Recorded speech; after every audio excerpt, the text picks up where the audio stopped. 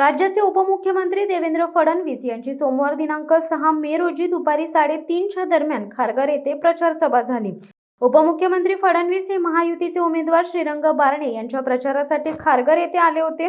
मात्र फडणवीस यांच्या सभेला काही तास शिल्लक असताना शिवसेना ठाकरे गटाच्या स्थानिक नेत्या लीना गरड यांनी 5 प्रश्नांवर उपमुख्यमंत्र्यांनी भूमिका स्पष्ट करण्याचे आव्हान समाज माध्यमांवर दिल्याने सभेपूर्वीच खारघरमध्ये राजकीय वातावरण तापले होते।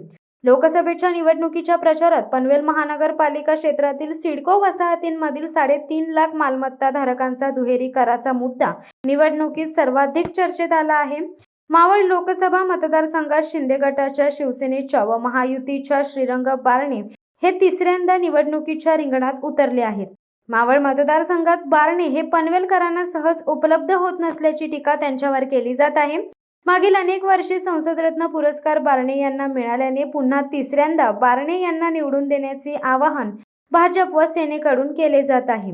मात्र खारघर वसाहतीमधून मागील महिन्यात ठाकरे गटात प्रवेश केलेल्या माजी नगरसेविका लीना गरड यांनी 5 प्रश्नांवर खारघरमध्ये प्रचारासाठी आलेल्या उपमुख्यमंत्री फडणवीस बारणे यांनी त्यांची भूमिका स्पष्ट करावी असे आवाहन केले आहे। गरड यांनी उपस्थित केलेल्या प्रश्नांमध्ये सिडको वसाहतीमधील मालमत्तांना ग्रामपंचायतीप्रमाणे 64% कर सवलत का लागू केली नाही असा प्रश्न उपस्थित केला आहे। दुसरा प्रश्न म्हणजे मुंबई ठाणे नवी मुंबईतील 500 चौरस फुटांच्या घरांना मालमत्ता करातून माफी दिली गेली, पनवेल महापालिकेला तो निकष का लावला नाही। राज्य सरकारने विशेष प्रकल्पाअंतर्गत पलावा सिटीला 66% कर सवलत दिली तर सिडको हद्दीतील मालमत्तांना ती सवलत का दिली नाही।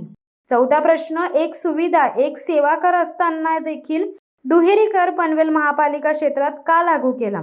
पाचवा प्रश्न म्हणजे इतर महापालिकेप्रमाणेच पनवेल महापालिकेत अभय योजना लागू केली नाही। निवडणुकीच्या पार्श्वभूमीवर सरकार ही योजना जाहीर करणार का असा सवाल त्यांनी उपस्थित केला आहे। शिवसत्ता टाइम्स न्यूज ब्युरो खारघर। दे धडक बेधडक वृत्त देणाऱ्या आपल्या शिवसत्ता टाइम्स न्यूज चॅनलला लाल बटन दाबून सबस्क्राईब करा आणि बेल आयकॉनला क्लिक करायला विसरू नका।